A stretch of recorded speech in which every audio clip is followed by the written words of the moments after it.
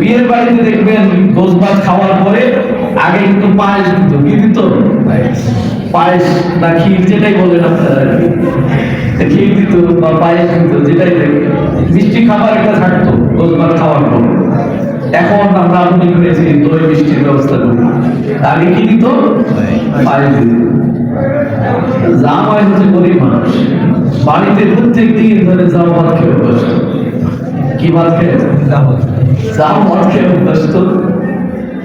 বিয়ে করতে গেছে শ্বশুর বাড়িতে ভোজ ভাত খাওয়ার পরে আমার দিচ্ছে ওই জাম ভাতের সামনে। জাম ভাত তো না হলে কি? পায়েস। পায়েস।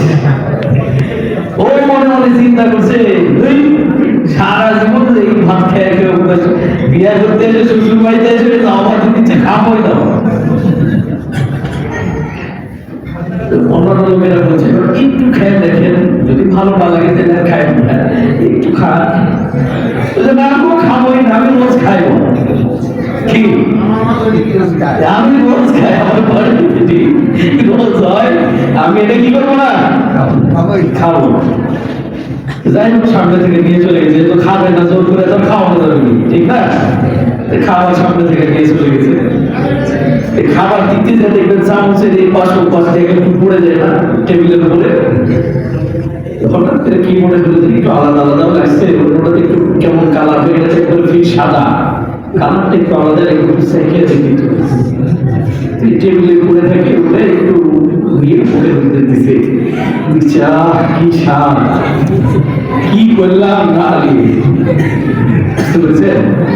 রাত্রিবেলায় আগে তো দুপুর আগে থেকে দিয়ে আসতো, রাত্রি থেকে পরের দিন আবার ধরে যাওয়া না।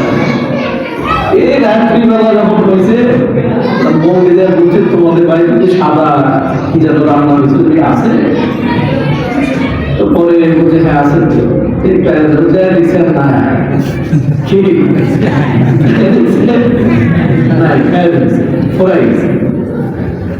ওই জন্য মানুষ আগে বলতো যে আগে জামাই ভোজ ভাত খায় না, পরে জামাই ভোজ ভাত খায় না।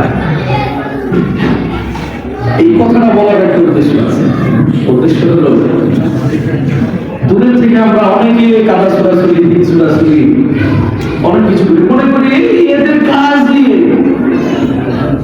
এই হুজুররা খালি এই মশাই পারে, এই কথাই বলে। এর যে আসলে আমরা কেন বলি স্বাদ,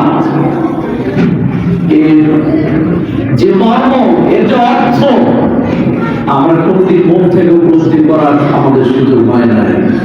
যার কারণে দিন থেকে দূরে সরে আসি, মসজিদে আসি না।